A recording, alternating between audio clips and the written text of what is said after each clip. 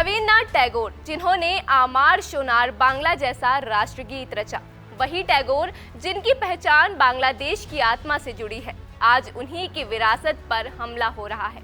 जी हाँ, सिराजगंज में उनके पैतृक आवास पर हमला, तोड़फोड़, नारेबाजी की गई और वजह बताई जा रही है पार्किंग का झगड़ा। सच तो यह है कि मामला पार्किंग का नहीं बल्कि पहचान को मिटाने का है, एक सोच को दबाने का है जो बांग्लादेश को अब उसकी आत्मा से जोड़ा है। नमस्कार, मैं हूं आपके साथ अदिति मिश्रा और आप देखना शुरू कर चुके हैं पांचजन्य। आज हम बात करेंगे उस घटना की जिसने बांग्लादेश के इतिहास, उसकी संस्कृति और उसकी असल पहचान को लेकर बड़ा सवाल खड़ा कर दिया है। 5 अगस्त 2024 के बाद से जो घटनाएं बांग्लादेश में हो रही हैं, वो केवल सत्ता परिवर्तन नहीं बल्कि सोच का बदलना है। जैसे ही बांग्लादेश की पूर्व प्रधानमंत्री शेख हसीना देश से बाहर गई, एक अभियान सा चल गया, हर उस निशानी को मिटाने का जो उन्हें और उनके पिता शेख मुजीबुर रहमान से जुड़ी है।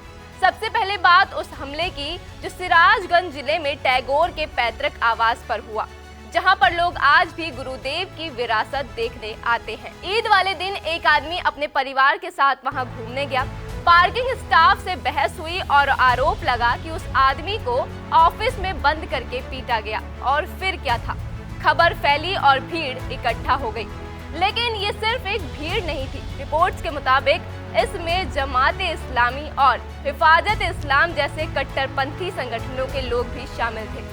वहां मौजूद लोगों ने बताया कि टैगोर के खिलाफ नारे लगाए गए और स्मारक पर भी हमला किया गया। शुरुआती जांच के बाद पुलिस कहती है कि किसी को भी बंधक नहीं बनाया गया, लेकिन स्थानीय दुकानदारों ने कुछ और ही कहानी बताई है। उनका कहना है कि हमला पहले से ही प्लान किया गया था।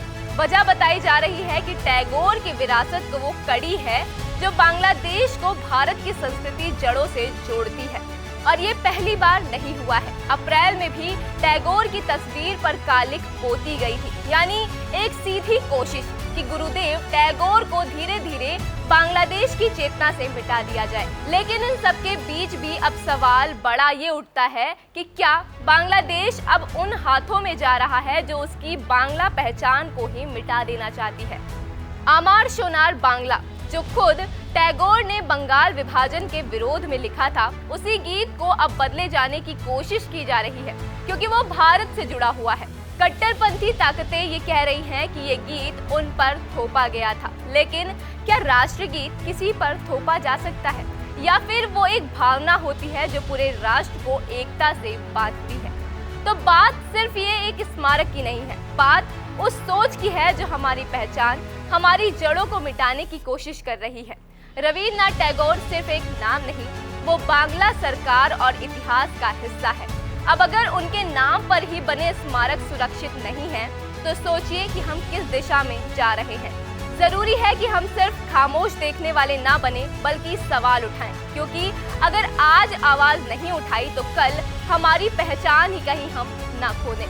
फिलहाल आप इस मामले पर क्या सोचते हैं? क्या वाकई ये सिर्फ एक पार्किंग का झगड़ा था या फिर और कुछ बड़ा होने वाला है? इस पूरी रिपोर्ट पर आपका क्या कहना है और आपकी क्या राय है, हमें कमेंट करके जरूर बताएं। और ऐसी ही तमाम राजनीतिक खबरों के लिए जुड़े रहिए पांचजन्य के साथ।